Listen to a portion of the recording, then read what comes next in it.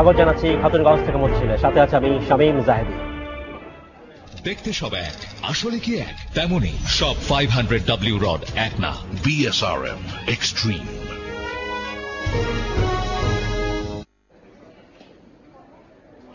চলতি অর্থ বছর শেষে দেশের বাণিজ্য ঘাটতির পরিমাণ প্রায় 45% বাড়বে বলে মনে করছে বাংলাদেশ ব্যাংক।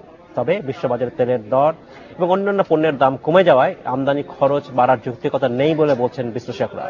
আজ আমাদের আলোচনার বিষয় বাণিজ্য ঘাটতি।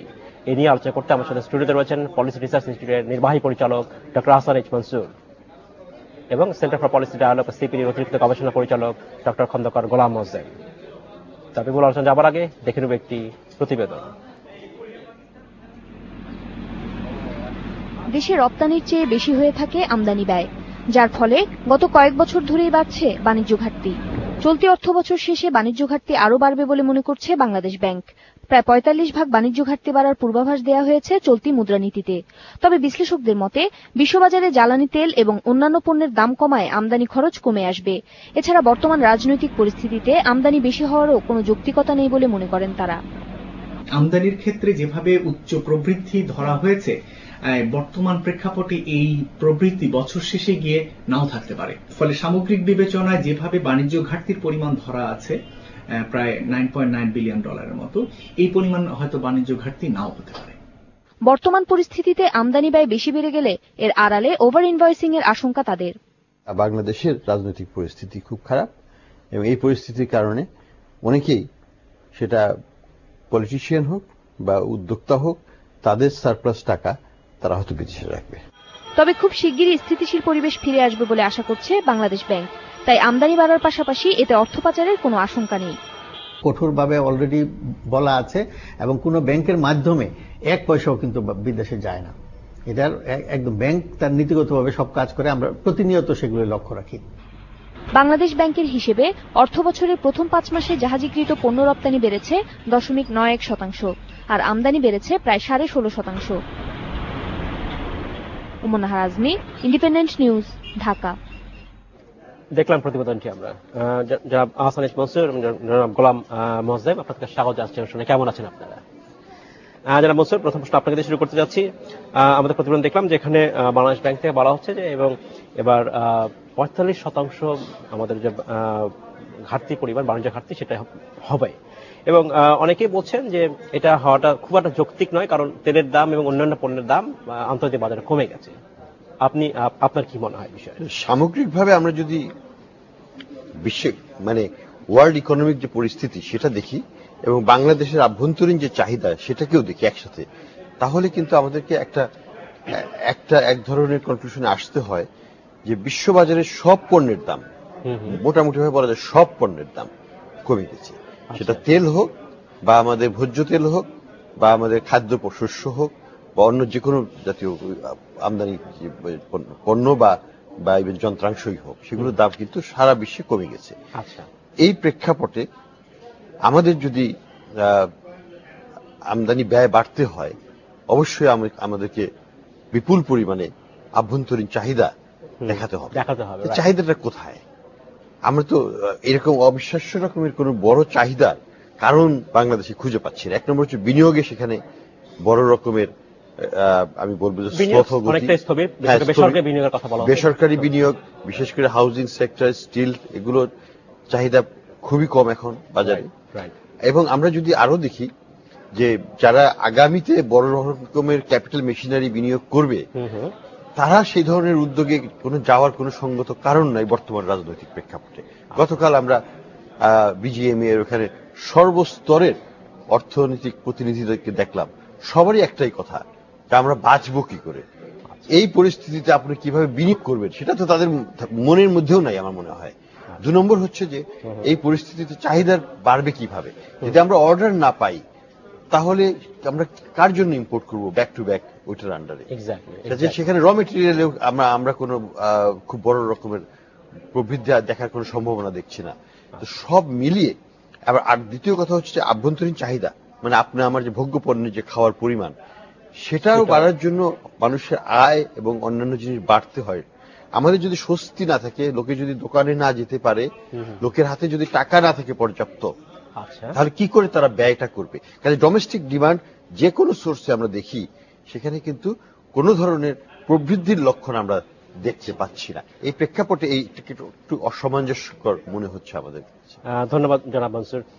জনাব মোয়াজ্জেম, আপনার কাছে একই প্রশ্ন, যে এই যে বাংলাদেশ ব্যাংক থেকে বলা হলো যে 45% বাড়বে আমাদের বাণিজ্য ঘাটতি, এটা কি যুক্তিসঙ্গত মনে হচ্ছে কিনা আপনার কাছে?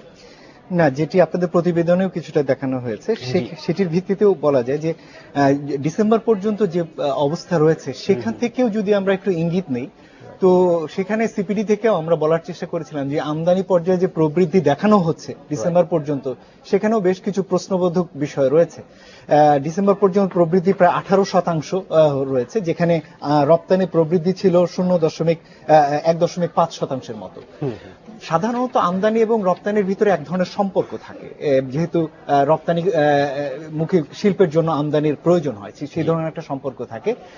কিন্তু যেটি জানা গেল যে চাহিদার যে বিষয়টি জনাব মনসুর বললেন যে দেশীয় বাজারের চাহিদা, ঠিক একই রকমের চাহিদা রপ্তানিমুখী শিল্পেরও চাহিদা রয়েছে, কাঁচামাল বা বিষয় মধ্যবর্তী পণ্য, এই সমস্ত জিনিসের চাহিদা। সেই চাহিদার ক্ষেত্রগুলোতেও কিন্তু যথেষ্ট মাত্রায় রপ্তানি প্রবৃদ্ধি না হলে ওই চাহিদাটিও আসলে প্রলম্বিত হওয়ার কথা না। কিন্তু সেই জায়গাতেও আমরা ডিসেম্বর পর্যন্ত যথেষ্ট প্রবৃদ্ধি দেখেছি। সেখান থেকে আমাদের প্রশ্নটি হচ্ছে এগুলো কি আসছে? এগুলো কি কাঁচামাল আসছে?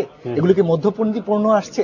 কেননা আমরা বিশ্লেষণ করে দেখেছি এনবিআর এর তথ্যে বিগত বছরের জুলাই থেকে অক্টোবর পর্যন্ত 2014 অর্থ বছরের যে প্রবৃদ্ধি ছিল 50-60% মধ্যবর্তী পণ্য বা কাঁচামালের ক্ষেত্রে, সেটি এই বছরে গিয়ে কোনো ক্ষেত্রে 5000%। এরকমও হয়েছে। সেখান থেকে আমাদের প্রশ্ন হচ্ছে যে এর মাধ্যমে দেশ থেকে টাকা পাচার হচ্ছে কিনা, অথবা আমদানি করতে গিয়ে মিসপ্রাইসিং বা ওভার ইনভয়েসিং করা হচ্ছে কিনা, অথবা মিসডিক্লারেশন হচ্ছে কিনা আমদানির ক্ষেত্রে, যেটির মাধ্যমে টাকা চলে যাচ্ছে। এই আশঙ্কাটি কিন্তু রয়েছে। এবং যেটি বলা হয় যে সাধারণত অর্থনৈতিক পরিস্থিতি স্বাভাবিক না থাকলে বা বিনিয়োগ পরিস্থিতি স্বাভাবিক না থাকলে তখন এই ধরনের প্রক্রিয়ার মাধ্যমে কিন্তু টাকা পাচারের আশঙ্কা থাকে, এবং সেটি হয়তো হতে পারে।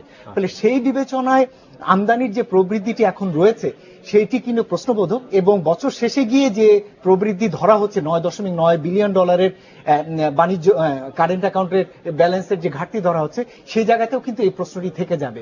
হয়তো তথ্য উপাত্তে আমদানি বলা হচ্ছে, কিন্তু এটি আদতে আমদানি হচ্ছে কিনা সেই প্রশ্নটি কিন্তু সেখানে থাকবে। সুতরাং সামগ্রিক বিবেচনা আমি যেটি বলবো যে চাহিদার ক্ষেত্রে যেহেতু ঘাটতি রয়েছে, সেহেতু আমদানির ক্ষেত্রেও তার একটা সমন্বয় থাকা দরকার। সেই সমন্বয়ের জায়গাটি কিন্তু সব তথ্য উপাত্ত মিলে পুরোপুরি মেলানো যায় না।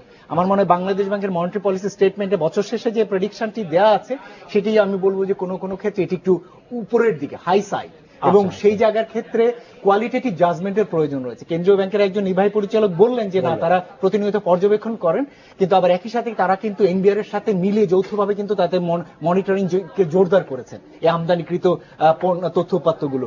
সেটি আমার মনে হয় আরো ক্লোজলি মনিটর করা দরকার। সেটি হলে আমার মনে হয় যে আরো ভালো রেজাল্ট চলে আসবে। এবং সেক্ষেত্রে যদি আমরা দেখি যে না, পাচার হচ্ছে না, সেক্ষেত্রে কিন্তু এত উচ্চ আমদানিরও হয়তো তখন আবার সুযোগ থাকবে না। ধন্যবাদ জনাব মনসুর। আমি আরেকটা বিষয় বিশ্লেষণ করছি।